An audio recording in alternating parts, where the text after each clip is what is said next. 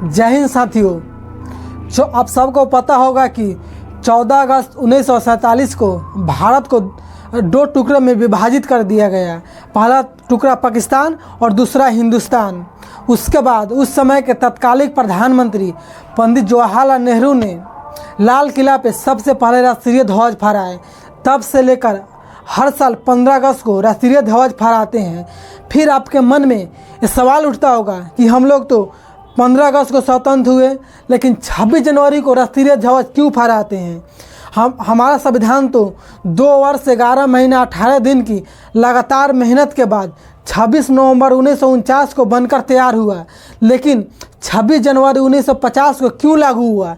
चलिए आज के हम इस वीडियो में इसके पीछे के इतिहास के बारे में जानने का प्रयास करते हैं।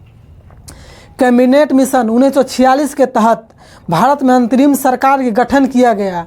उसके तहत भारत को अगले 5 साल तक ब्रिटिश हुकूमत के अंतर्गत ही शासन करना होगा। जब भारतवासी अपने लिए एक संविधान का तैयार कर लेंगे, उसके बाद ब्रिटिश हुकूमत खुद ही भारत को स्वतंत्र कर देंगे। लेकिन 1947 में भारत स्वतंत्र हो गया। हालांकि गोवा 1961 तक पुर्तगालियों के कब्जे में रहा, लेकिन जब 1946 से लेकर 1951 तक जब भारत अंतरिम सरकार के अंतर्गत शासन हुआ, उसके बाद 1951 में पहला राष्ट्रपति चुनाव हुआ। दोस्तों, जिस समय संविधान सभा का गठन किया गया, उस समय 389 लोगों ने उसमें भाग लिया और उस समय 13 प्रारूप समिति बनाए गए, जिसमें सारे प्रारूप समिति का मुख्य डॉक्टर भीमराव अम्बेडकर थे। और भीमराव अम्बेडकर वाकई में काफ़ी पढ़े लिखे और विद्वान पुरुष थे। इस कारण डॉक्टर भीमराव अम्बेडकर को भारतीय संविधान का जनक यानी फादर बोला जाता है। वहीं दूसरी ओर डॉक्टर राजेंद्र प्रसाद को संविधान सभा का अध्यक्ष बनाया गया था। हालांकि 2 दिनों के लिए चेंज करके डॉक्टर सच्चिदानंद को अस्थायी बनाया गया था।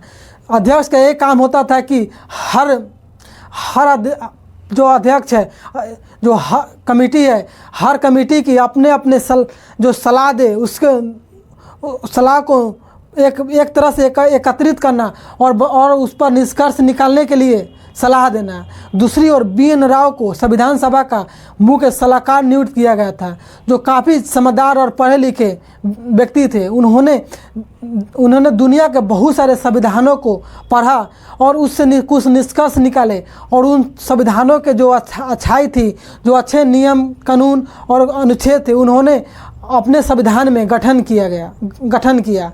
फाइनली 1946 से स्टार्ट हुआ, लेकिन 2 वर्ष 11 महीना 18 दिन के लगातार मेहनत के बाद 26 नवंबर 1949 को हमारा संविधान बनकर तैयार हो गया।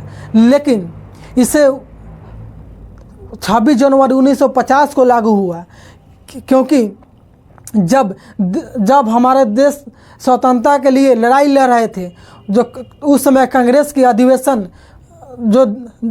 कांग्रेस का अधिवेशन रावी नदी के तट पर हुआ था और दिसंबर का महीना था।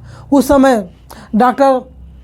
समय पंडित जवाहरलाल नेहरू ने निर्णय लिया कि अगले महीने यानी जनवरी में जो तीसरी संडे आएगा, उस दिन राष्ट्रीय ध्वज को हम लोग फहराएंगे। भले ही अंग्रेज हमें स्वतंत्र करे या ना करे, लेकिन हर साल हम इसी दिन को स्वतंत्रता दिवस के रूप में मनाएंगे।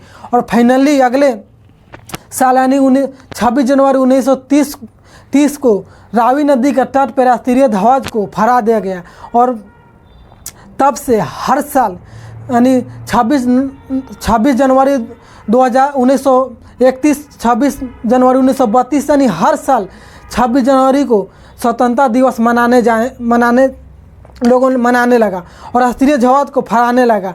लेकिन जब 26 नवंबर 1949 को संविधान सभा बनकर तैयार हो गया, तो उस साल कमेटी ने निर्णय लिया कि अगर 15 अगस्त को तो हम लोग स्वतंत्रता दिवस मनाते हैं, तो ऐसा करते हैं 26 नवंबर 1949 को पोस्टपोन करके उसके 2 महीने बाद यानी 26 जनवरी 1950 को राष्ट्रीय ध्वज को फहराते हैं। और फाइनली 26 जनवरी 1950 को राष्ट्रीय ध्वज को फहराया गया और उस समय स्वतंत्रता दिवस मनाया। स्वतंत्रता दिवस 15 अगस्त को और वहीं गणतंत्र दिवस यानी रिपब्लिक डे 26 नवंबर को मनाया गया। और उस समय हमारे संविधान पे 284 महापुरुषों ने सिग्नेचर किया।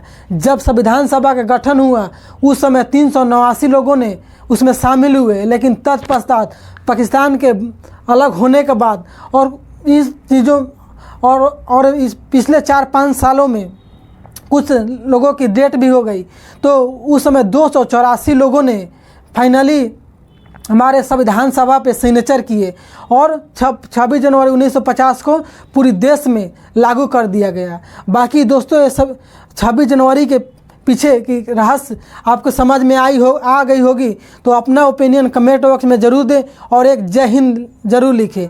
मिलते हैं नेक्स्ट वीडियो में, तब तक के लिए